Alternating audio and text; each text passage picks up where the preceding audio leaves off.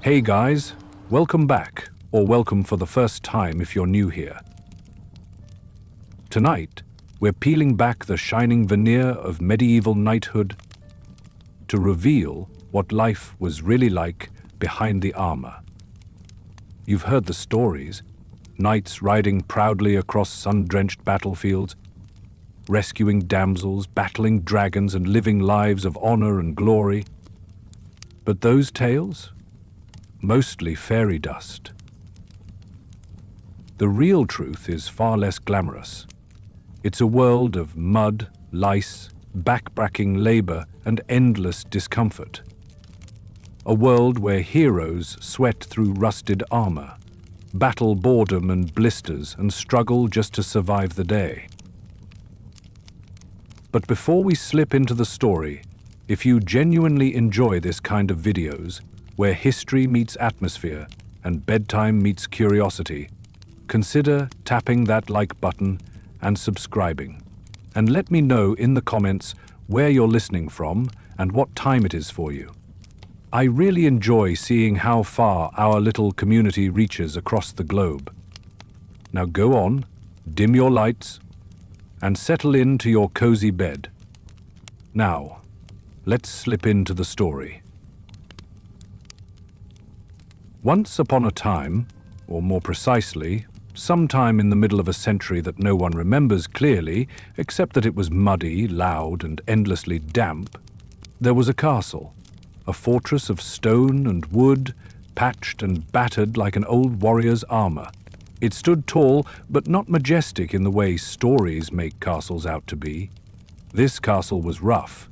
Its walls were cracked, the paint peeling, and moss crept up like slow-moving green ink, marking the years of neglect. It was the kind of place where rats were more residents than vermin, and where the wind screamed through the gaps in the battlements like an angry banshee. This was home to Sir Cedric of Blunthelm. Or at least, that's what the scrolls and bards would tell you, if you were lucky enough to find a bard willing to sing about someone less glorious than the typical noble-born hero. Cedric was a knight, by title, by oath, and by the stubborn insistence of his own childhood dreams. But his reality was less about chivalrous quests, and more about endless chores, aching muscles, and mud that never quite washed out of his boots. The world Cedric lived in was a sprawling tapestry of rigid hierarchies, constant warfare, superstition, and brutal survival. The castle perched on a crag, overlooking a small village where the fields stretched in ragged lines of green and brown, tended by peasants whose hands were cracked like the dry earth they worked. The peasants bowed deeply to the knights, and sometimes, if Cedric was lucky, a child would run up waving a stick, calling it a sword, their eyes wide with admiration. But the reality behind the armor was far from heroic. The land was cold, wet, and inhospitable most of the year. Winters lasted forever, and summer was a brief, sweating punishment. Mud was the true ruler of the realm, dragging boots down and seeping into every crack, carrying with it the smell of rot, dung, and something faintly sour that no one could identify. Life in the castle was a ceaseless cycle of duty, discipline, and discomfort. Knights were supposed to be the lords of battle and honor, but more often they were servants to a stubborn, ill-tempered lord whose favorite pastime was throwing feasts and then yelling about the cost. Their days began before dawn, in cold rooms where warmth was a luxury no one could afford, and ended long after the sun had surrendered to a sky full of indifferent stars. Cedric had been born a commoner, the son of a village blacksmith whose hammer strikes had once made sparks dance in the evening air like captured fireflies. Watching the knights ride through the village had been Cedric's greatest joy and inspiration. To a barefoot boy, their armor gleamed like the sun itself. Their horses thundered like storms, and their swords promised glory. When one knight tossed him a copper coin, it felt like a blessing. A secret passed from a world of myths to a boy who dreamed of lances and banners. But dreams are easy. The real world was harder.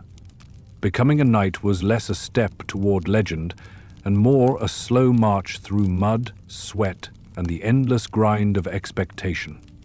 Cedric's days were ruled by the sharp clang of the stable bell, the barking of orders from a captain whose patience was thinner than the threadbare cloth of Cedric's own tunic, and the constant ache in his shoulders from carrying a sword that felt heavier with every passing year. Still, there was something magnetic about the life. Even with the grime and the misery, there was a strange kind of pride in belonging to a brotherhood that had, despite everything, endured for centuries. The knight's code, chivalry, honor, loyalty, was like a fragile ember hidden beneath the ashes of everyday suffering, sometimes flickering in moments of kindness, courage, or quiet reflection. And so, the tale begins, not with a victorious charge or a clash of swords, but with the slow, weary rise of a man who wore his armor like a second skin, who wrestled with lice as fiercely as with enemies, and who dreamed of something better beyond the endless grey skies and muddy fields. This is the story of Sir Cedric of Blunthelm, not the knight of legend, but the knight behind the legend, flawed, tired, and undeniably human. Sir Cedric's bedroom was a far cry from the glittering chambers described in the fairy tales whispered by candlelight. The barracks where he and his fellow knights-to-be slept was a long stone hall, damp and draughty, reeking of sweat, mould, and the faint but persistent odor of something vaguely rotting. The walls were thick, but that did little to keep out the chill that crept beneath the doors, or the constant chorus of scratching, squeaking, and buzzing that serenaded the men all night. Each night was allotted a small corner of the room, marked only by a thin blanket or a patch of straw laid on the hard stone floor. Cedric's bed was little more than a pile of straw stuffed into a fraying sack which had been passed down through countless nights before him. The straw was itchy, coarse, and full of surprises. A steady population of fleas, the occasional tick, and, more than once, a particularly brazen spider that would prompt Cedric to launch into a half-asleep swatting frenzy. Rats were not mere visitors, but tenants. They scurried over the rafters, darted across the floor, and sometimes found their way into the very beds of the sleeping knights. Cedric once woke to find a small rat nibbling at the hem of his tunic. He considered it a battle lost, and went back to sleep, cursing softly. At night, the room was a symphony of groans, snores, coughs, and the occasional stifled curse, as someone rolled onto a particularly prickly patch of straw or got an unexpected bug bite. The air was thick with the combined scent of unwashed bodies, stale ale, and centuries of human occupation. It was a far cry from the romantic notion of knights sleeping beneath silk canopies or feather beds. The barracks were lit by flickering torches mounted along the walls, but they cast more shadows than light. The darkness seemed to breed 100 tiny fears, from imagined monsters lurking just beyond sight to the more tangible dread of a rat infestation. Cedric often found himself wide awake, long after the others had fallen into uneasy slumber, listening to the whispered conversations and the occasional muffled laughter as the men tried to distract themselves from the misery. Hygiene was a concept as foreign as flying horses. Washing was a brief, often competitive ritual each morning, involving a basin of icy water that was shared among all the knights. The water was usually cloudy with dirt, and the soap was a hard chunk of lye that smelled faintly of burnt fat and left the skin cracked and raw. Cedric hated the basin, not just because of the cold and the grime, but because the fight over who got the cleanest rag was fierce and often ended in bruised egos and scraped knuckles. The barracks also doubled as a place for late-night plodding, whispered gossip, and occasional brawls. The knights, despite their common misery, were fiercely competitive. Pride ran deep, and tempers were as short as the winter days. Cedric had learned to pick his battles carefully, both in training and in the cramped quarters where a careless word could lead to a fistfight or worse. Despite the squalor, the barracks held a strange sense of camaraderie. It was the crucible that forged the knight's bond, a brotherhood born not of grand victories, but of shared suffering. Cedric often found solace in the grumbles, the laughter, and the occasional quiet moments when a fellow knight would offer a kind word or share a scrap of bread. The nights were long, the sleep fitful, and the comfort non-existent. But the barracks were home, for better or worse. And in the cold, dark hours before dawn, Cedric would sometimes stare out a narrow window, watching the first pale light creep over the fields, reminding himself that this life, as hard and dirty as it was his chosen path. Before the sun ever peeked over the horizon, the barracks were already stirring with noise. The sharp clang of the stable bell echoed through the cold stone halls like an unwelcome alarm, dragging the knights from whatever brief, uneasy sleep they had managed. Cedric hated mornings. Not because the day was hard, though it was, but because mornings meant facing a small war against his own body and the biting cold. His first task was to wrestle off the damp tunic that had clung to him overnight like a second skin. The fabric smelled faintly of sweat, hay, and something unidentifiable. Probably last week's stew. On chilly mornings, the tunic felt like a sheet of ice, frozen stiff in places, requiring careful thawing near the flickering hearth before he could get it over his head without risking frostbite on his nose. Outside, the morning air bit hard. Cedric's breath came in clouds, fogging the courtyard like a ghostly presence. The cold seeped into his bones, making each joint crack and pop with unwelcome protest. His woolen cloak, rough and scratchy, was little defense against the wind that whistled through the battlements and tugged at loose threads. The wash basin awaited him at the back of the hall, a large, cracked stone bowl filled with water that was never truly clean. Sharing it with dozens of knights was an exercise in patience and poor hygiene. The water was cloudy. The soap was a cruel joke. A hard, pungent lump of lye that stripped the skin and left a smell so foul that Cedric often wondered if it was worse than the dirt it was supposed to remove. Getting clean was a chore riddled with arguments. Who would get the good side of the rag? Whose turn was it to fill the basin? A few knights even tried to sneak extra water, only to be caught and shamed with jokes about their royal baths. Cedric learned quickly that sometimes it was better to skip the basin entirely, wiping his face with whatever relatively clean piece of cloth he could find, and calling it close enough. Breakfast was a hurried affair, often eaten standing by cracked, uneven wooden tables that leaned precariously. The food was simple and unforgiving. Yesterday's barley bread, hard and staled, dunked into a watery porridge that looked suspiciously like it might still be alive.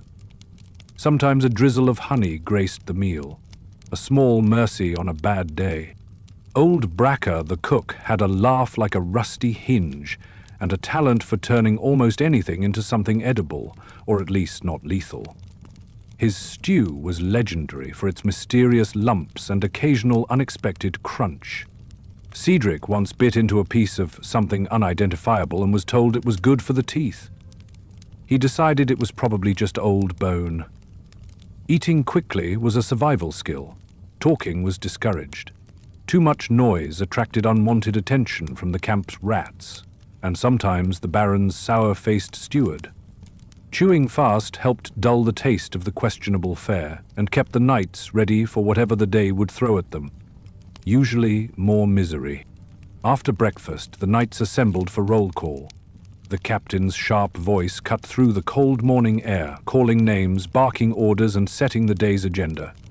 Cedric hated standing still, cold and stiff, waiting to hear what fresh torment was planned. Sometimes the roll call lasted so long that the cold settled deeper into his bones, making it hard to move without wincing. The armor was waiting. A patchwork of metal plates, each piece dented, rusted, and stained with old blood and sweat. Getting into it was an ordeal in itself. Cedric's breastplate was oversized and padded with straw that poked and scratched mercilessly. The gauntlets were stiff and cracked, the helmet a trap that muffled sound and trapped heat and breath until you felt like you might suffocate. He remembered the first time he tried on a full suit of armor. The pride was real, fleeting as it was, until he realized he could barely lift his arms. Falling downstairs in clanking metal was an embarrassing rite of passage, but Cedric survived. With help and plenty of mockery, once armored, the knight was nearly a walking fortress, but also a slow, clumsy one. The heat built up quickly beneath the plates, turning his skin slick with sweat, even in the chill. Every movement was an effort, each step heavy with the weight of steel and the constant ache of bruised muscles. But the day was only beginning. For all the glamour and blood-soaked art of war sung by minstrels, the truth was this: most of Sir Cedric's battles were spent waiting, not clashing steel to steel in cinematic glory, just waiting. In armor, under the sun, with an itchy backside and a growing sense of doom. He'd stand in muddy lines beside sweating men who smelled like onions, leather, and despair, staring at a distant enemy also not doing much. The horses shifted nervously, flies gathered. A trumpet would blare now and then, and everyone would pretend it meant something. It usually didn't. Real battles didn't start with charging and yelling. They started with arguing. Messengers galloped back and forth like confused pigeons, while nobles in fancy armor argued about who got to stand where. Strategy, they called it. Cedric called it theatrical bickering. When fighting finally began, it was chaos. No elegant duels or choreographed swings, just screaming, slipping in blood-slick grass, and wildly hoping your sword found flesh before someone's axe found your ribs. Cedric's first battle ended with him vomiting into his helmet, not from fear, though there was plenty, but from the smell. The man next to him had died mid-charge. There were no clean kills. Limbs didn't sever neatly. People didn't die gracefully. They cried, begged, or screamed like torn animals. Cedric learned to step over bodies quickly and not look down. Once, he slipped on a severed hand. It gripped his boot. He still dreams about that hand. Victory wasn't a celebration. It was a head count. Then looting. Then arguing again. Cedric once saw a knight stab another over a silver spoon. Later, that spoon was used to eat stew that smelled suspiciously like horse. Injuries were worse than death. An arrow to the leg meant weeks of pus, pain, and the strong chance your leg would be removed with a hot blade and a bottle of brandy. Cedric saw it done once. The screaming lasted longer than the leg did.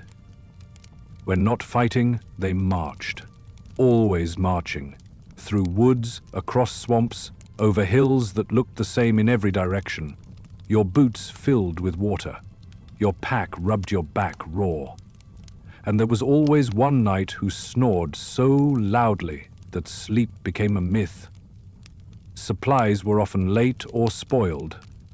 Once, they ate boiled tree bark for 2 days.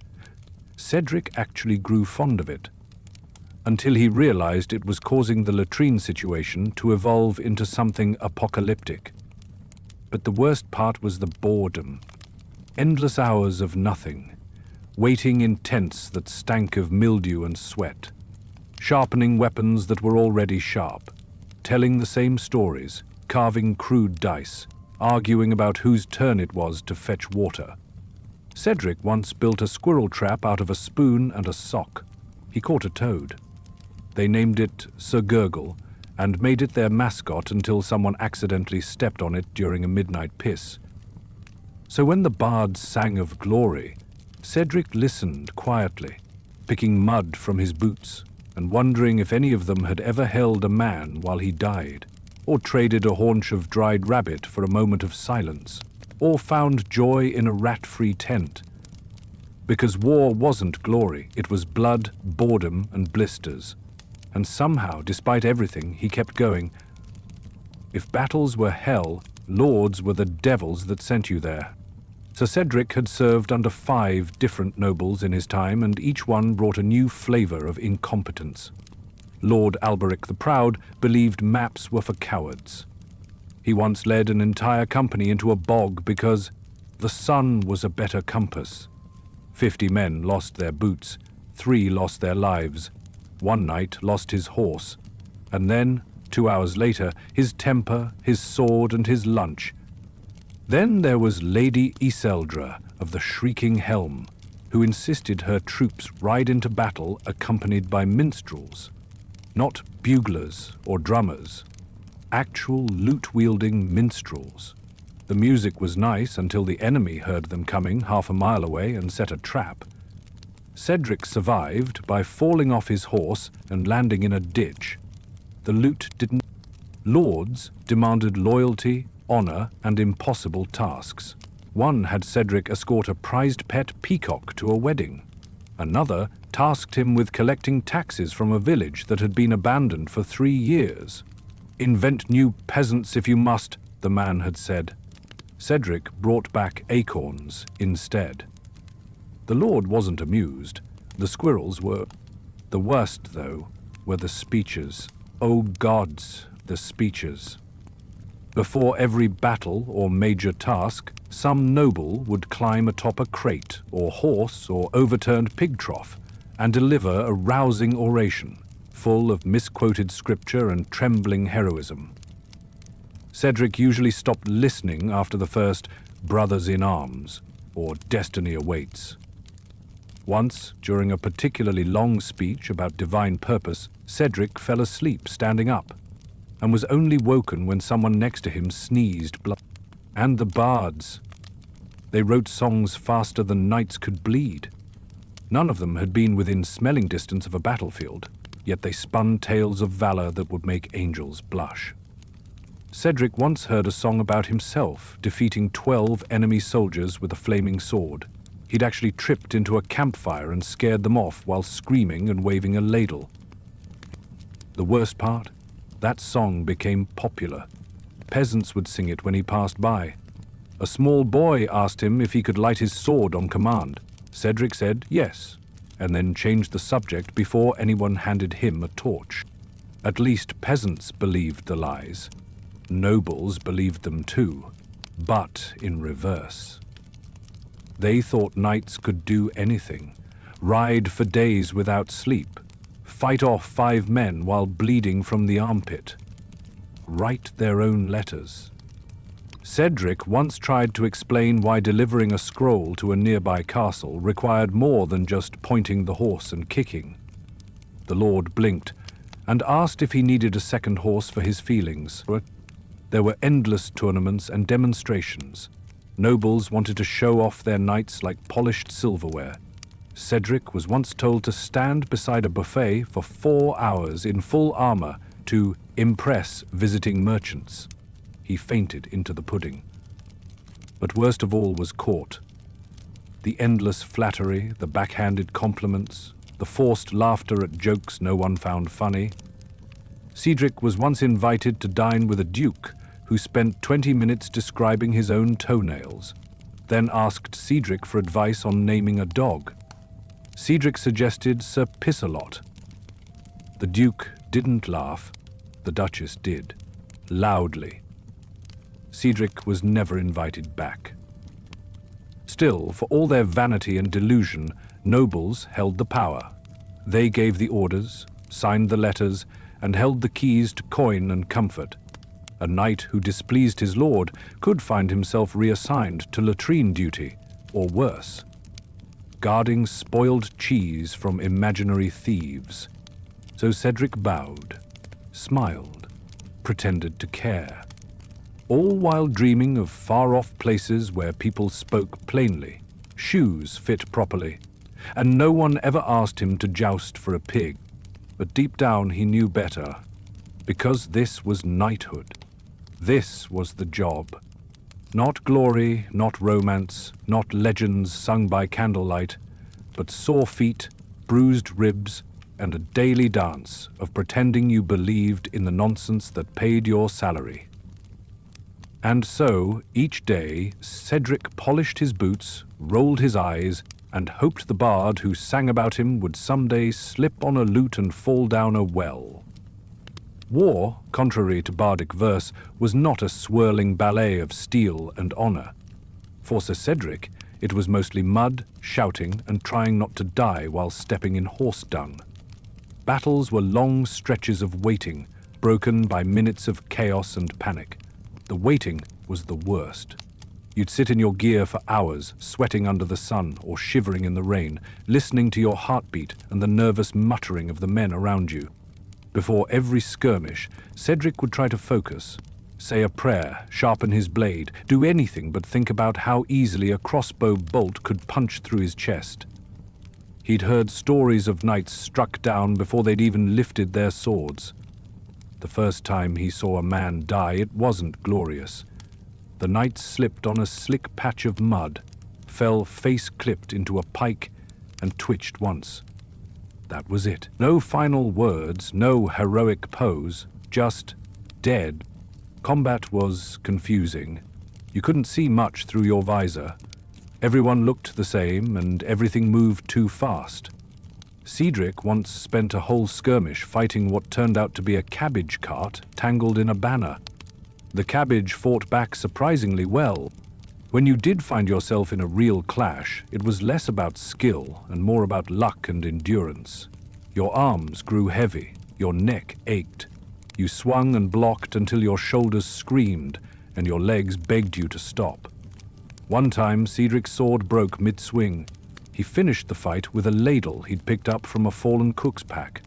The ladle was surprisingly effective and later confiscated. The stink was unreal. Blood, sweat, manure, burned wood, and fear all mixed into a suffocating fog. You breathed through your mouth, and regretted that too.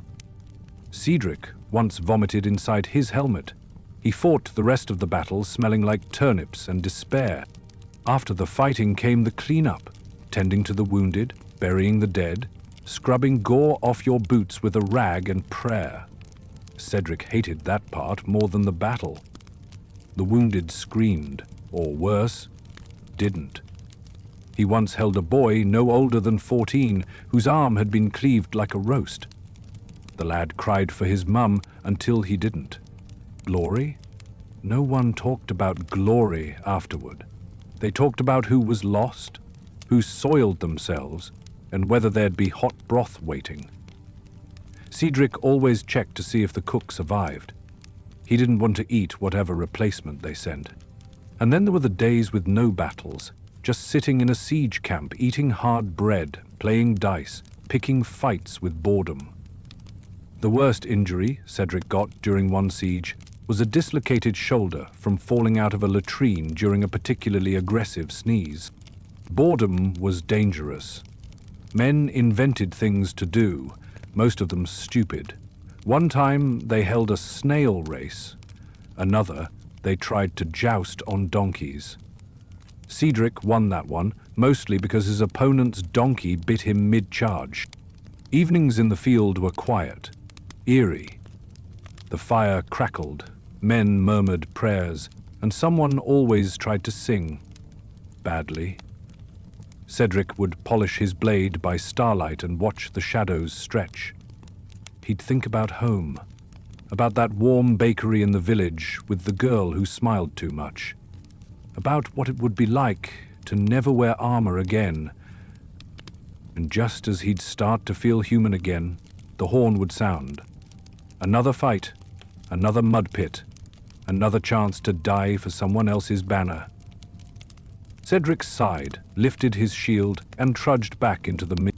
You'd think, after bleeding in the mud and nearly choking on your own helmet vomit, that being inside a castle would be a reward, a place of comfort, luxury, and at least one decent mattress. You'd be wrong. Sir Cedric had been stationed at more castles than he cared to count, and in every one the grandeur lasted about 5 minutes. just long enough for the stench of damp stone and overused chamber pots to set in. The walls were draughty, the floors cold, and the nobles colder. His first time inside a royal court, he bowed too low and tore his tunic down the back. Spent the entire feast airing out his buttocks beneath the table. No one told him, they just politely sat farther away. Castles were full of rules. Don't walk on the wrong carpet. Don't speak unless spoken to. Don't look directly at the Duke's daughter's parrot. Yes, she had a parrot. No, it didn't speak. It just screamed and occasionally hurled dried peas at passing squires. Then there were the quests nobles assigned. Not epic dragon-slaying affairs, but tasks like deliver this scroll to my second cousin across the marsh, or retrieve my missing ferret from the wine cellar. Cedric once spent 2 days crawling through a cellar chasing a snarling beast named Lord Squeakums. The ferret survived. Cedric's dignity did not. Worse were the courtly games. Nobles loved pageantry. Fencing tournaments where winning wasn't as important as looking fabulous while doing it. Cedric once lost to a baron's son who cried every time someone shouted too loudly. He was declared a duelist of exceptional emotional depth. And then there was the poetry. Every gathering ended in courtly entertainment. This meant song, lute-paying, and poetry recitals so long they could kill crops. Cedric once sat through a 30-verse love poem about a sheep. He wasn't sure if it was metaphorical. No one was. Chivalry, meanwhile, was mostly performance. Cedric was expected to praise noblewomen with phrases like radiant as moonlight or fairer than a spring blossom, even if they smelled of boiled cabbage and had the conversational skills of wet gravel. He once compared a lady's laugh to a bubbling brook, only for her to giggle so hard she choked on a grape. He was scolded for improper metaphor. But knights couldn't complain. Smiling through absurdity was part of the job. Once, a duke insisted Cedric wear full armor while serving as a footstool during a living sculpture exhibit. He stood there for hours while a painter tried to capture the essence of silent masculinity. His calves cramped for 3 days. Some castles were rumored to be cursed. Cedric didn't believe in such things, until he stayed at Castle Witherborough. The moment he arrived, his boots disappeared. Then his sword bent in half. At night, ghostly wails echoed through the halls. One squire fainted when he saw a floating wig. It turned out to be the cook's toupee caught in a draught, but still, unsettling. Food in castles was marginally better, but only marginally. Most of it was show. Swans stuffed with figs, fish molded into unnatural shapes, and pies that exploded live birds when opened. Cedric got hit in the face with a pigeon once. No one apologized. The wine flowed, though, a little too freely. At one feast, Cedric got so drunk he challenged a tapestry to a duel. Lost, too. The captain made him write an apology to the seamstress. Through it all, Cedric kept his head down. He bowed when expected, clapped when cued, and always made sure his armor squeaked as little as possible when nobles were speaking. It was exhausting, mentally more than physically. He often longed for the training yard, where at least when someone hit you it made sense. And yet, within the ridiculous pageantry, there were moments, fleeting ones, where things felt almost magical. A harpist playing a tune that reminded him of home. A stargazing night on the tower wall, where the world felt briefly peaceful. A serving maid slipping him an extra apple because he looked like he hadn't smiled in days. Those moments didn't make it all worth it, but they helped him survive the nonsense with a shred of sanity. They never tell you in the ballads that sometimes the greatest enemy isn't a barbarian horde or a rogue knight. It's diarrhea, or boils, or a mysterious cough that leaves half your unit wheezing like broken bellows. Plague was the great equalizer. Cedric remembered the first time it hit his garrison. 1 minute everyone was training in the yard, the next they were quarantined in the chapel, sweating through fevers and accusing each other of witchcraft. It wasn't witches, of course, just fleas, angry microscopic death delivery men hiding in their tunics. One knight claimed garlic around the neck would ward it off. Another insisted on bathing in vinegar. Cedric tried both and smelled like an angry salad for a week. It didn't help. Eventually, the monks just handed out herbs, lit incense and prayed really loudly. That didn't help either. Most got better. Some didn't. Cedric dug the graves himself. He stopped naming the lice after that. Then came the penance rituals. After every battle or outbreak, the church demanded spiritual purification. This meant days of fasting, chanting, and walking barefoot in circles while monks shouted about sin. Cedric once spent a whole day whipping himself with a soggy reed because someone said thunder was a sign of divine anger. He later learned it was just the latrine roof collapsing. Confession was worse. Cedric had to admit all his impure thoughts to a red-faced friar who took notes and occasionally nodded with quiet judgment. Once, he confessed to dreaming about a noblewoman holding a pie. It wasn't even lewd. He just wanted the pie. He was assigned 3 days of silence and no meat. And yet, somehow that was preferable to the so-called heroics. Every month or so, a noble opportunity would arise. Escort a merchant caravan through bandit territory, hunt down a rumored werewolf, or rescue a pig from a haunted bog. Cedric hated all of them. The worst was the bog. He was told a local lord's prize pig had been taken by dark spirits. In truth, it had simply wandered into the mud. Cedric spent 6 hours knee-deep in leeches, only to find the pig cheerfully munching moss near a stump. Getting it out was harder. The beast bit, kicked, and squealed like a demon. Cedric returned covered in muck and missing a patch of hair from his left arm. The noble called him a hero. The pig got a velvet collar. The bandits were no better. They weren't the charming rogues sung about in tales. They were hungry, angry men with clubs and bad teeth. Some didn't even know how to use a sword properly. One just threw rocks. Cedric's unit once spent an entire afternoon chasing a bandit who turned out to be a farmer's son pretending for fun. They fined him 5 chickens. The boy asked if they wanted ducks instead. Still, the stories persisted. Villagers whispered about brave knights slaying trolls and defending the realm. Cedric had never seen a troll. He once mistook a hairy hermit for one and apologized profusely after knocking him into a puddle. There was one mission, though, that stuck with him. A small town under siege, not by men, but by fear. Livestock dying, crops wilting.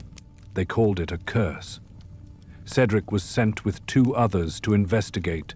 Turned out the well was poisoned by a dead goat. They cleaned it, built a new one, stayed long enough to see green sheets return to the soil. The villagers fed them stew and sang them a song they'd made up on the spot.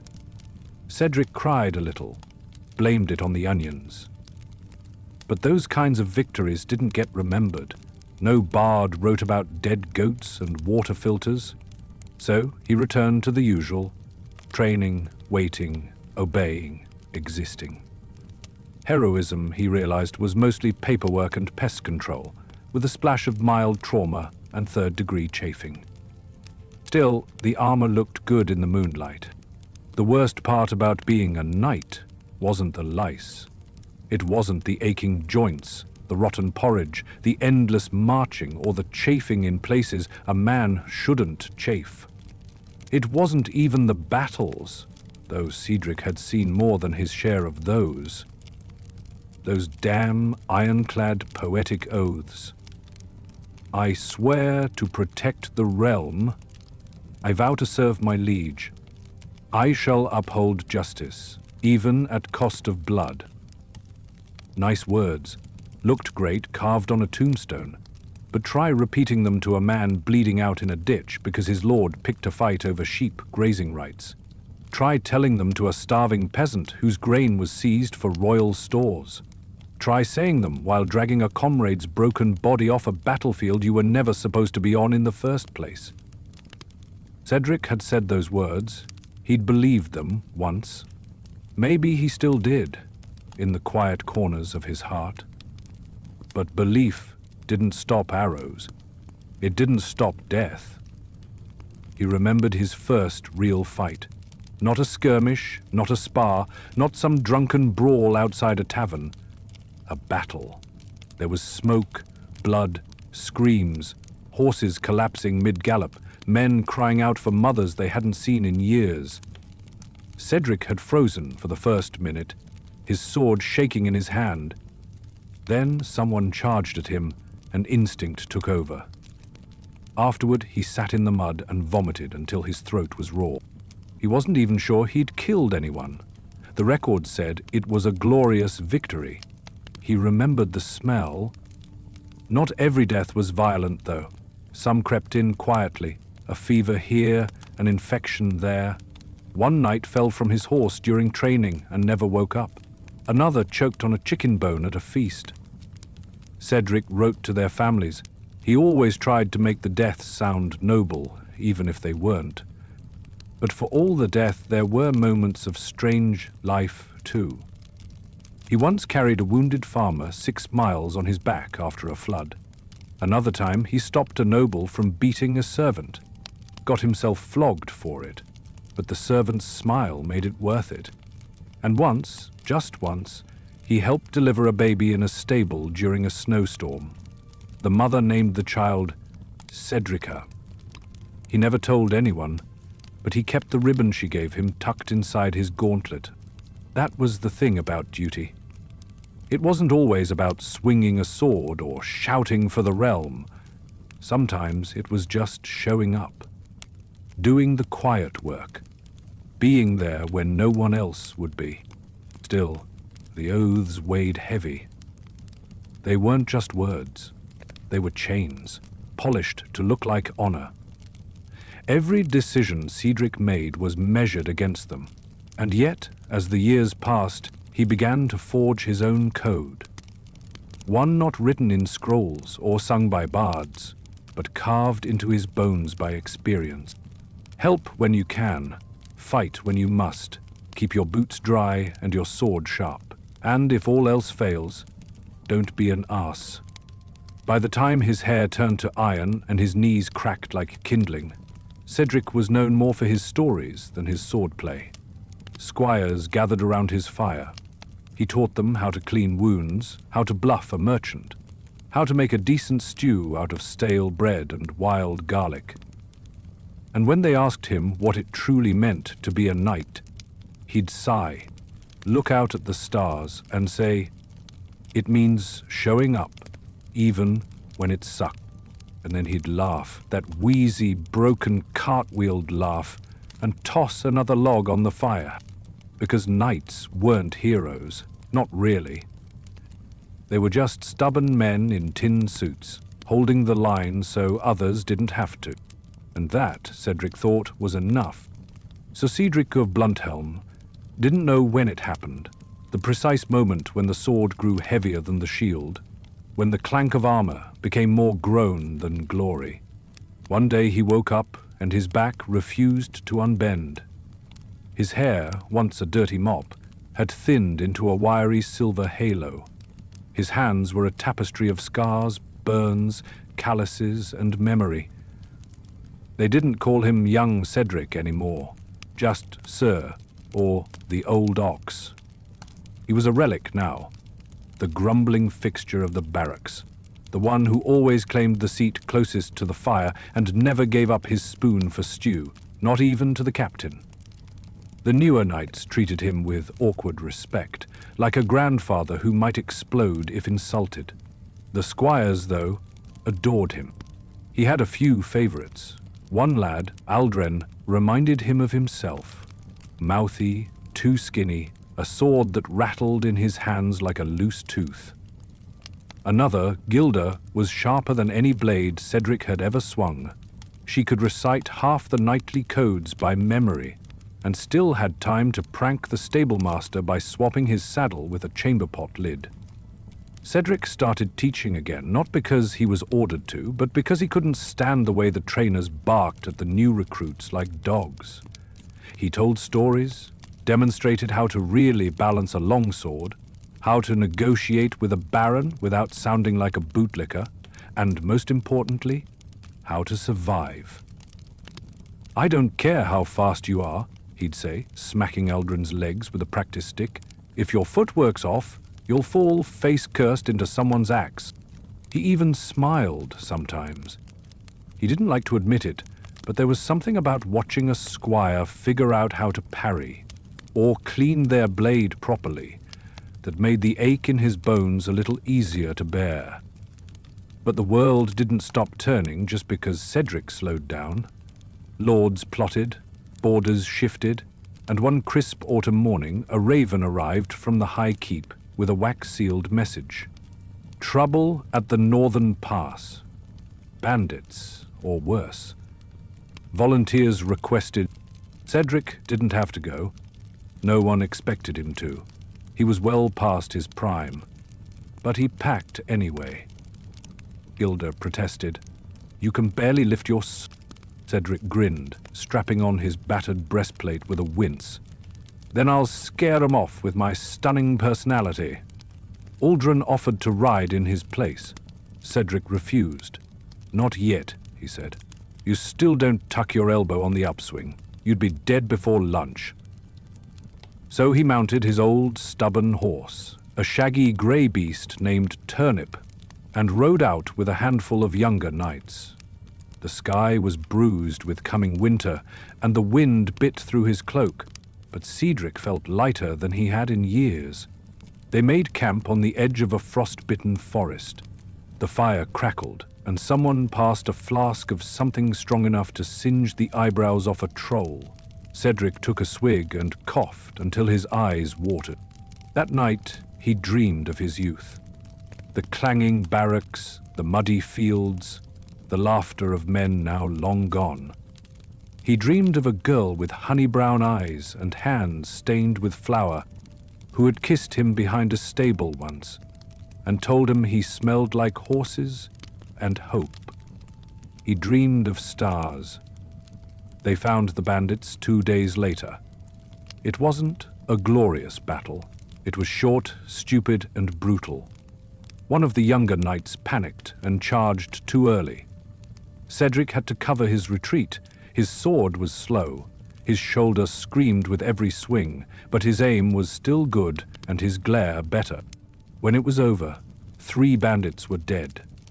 One knight had a broken arm. Cedric had a gash along his ribs and a piece of arrowhead stuck in his thigh. "Could have been worse," he muttered as they wrapped his leg. "Could have been another wedding escort." They laughed. On the ride back, he bled through his trousers and nearly passed out. When they reached the castle gates, Cedric slid off Turnip and collapsed into the dirt. He woke 3 days later in the infirmary, being spoon-fed soup by Gilda, who had snuck in, wearing a healer's smock 2 sizes too big. "You're an idiot," she said, voice tight with anger and relief. "I prefer the term legend," Cedric mumbled, then coughed. "You almost died." He smiled, pale and unrepentant. "Would have made a great song." But he didn't die. Not that day. Instead, he recovered, slowly, grumpily, stubbornly. His leg would never be the same, and he had to walk with a cane after that. He carved the handle himself, shaped like a dragon's head, jaws wide open, because why not? When spring came, Cedric didn't ride out again.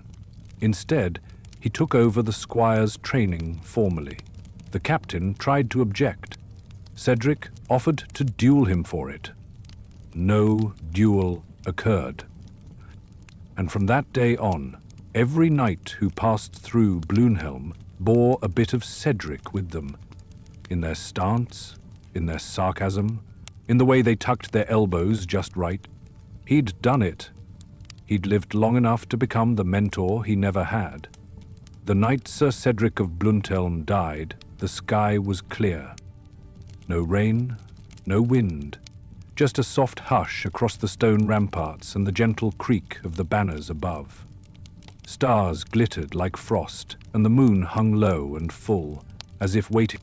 He passed in his sleep, they said, sitting upright in his chair by the fire, a half-carved chess piece in one hand, the other resting on the hilt of his old sword, the one he hadn't used in years, but still oiled every week. His cane leaned against the wall, dragonhead polished smooth by time and touch. He'd told no one he was ready, but everyone knew. In the last few weeks, Cedric had grown quieter. Not solemn, never that, but content. He'd started calling the squires by their actual names, not just boy or you with the face. He'd given away his boots. He'd even complimented old Bracca's stew, which was either a miracle or a final act of forgiveness. The squire Gilda found him first. She didn't cry. She just sat beside him for a long while, staring into the dying fire. When the others came, she simply stood and said, "He's gone." No grand ceremony followed, not right away. That wasn't Cedric's style. Instead, his armor was cleaned, polished until it gleamed, even the rusted edges. His old horse, Turnip, was brought to the courtyard and fed apples until he looked confused and mildly smug. Cedric's sword was laid across his chest, and the knights, squires, and even a few cooks filed past to pay their respects. They buried him on the northern hill, overlooking the forest where he'd fought his last real battle. A single marker stood above the grave, not a statue or a cross, but the old training post where he taught Gilda to parry, where Aldrin chipped his front tooth during a particularly clumsy lunge, where Cedric had once laughed so hard he fell over. It bore no name, just a line carved deep into the wood. He showed us how to fight, and why not? If the world demands it, then fight we must. The bards came, eventually. They sang ballads that painted him taller, nobler, and twice as handsome. They left out the lice, the goose, and the porridge that moved. But Gilda remembered. Aldrin did too, and on cold nights, when the fire popped and the wind rattled the shutters, they'd tell the real stories. How Cedric cursed like a poet, how he snored like a charging ox, how he always had a trick for cleaning mud off boots or calming a nervous horse or winning an argument with a noble without getting hanged, and how, in the end, he became exactly what he'd once dreamed of being. Not a hero from the songs, but something better, a knight worth remembering. The end.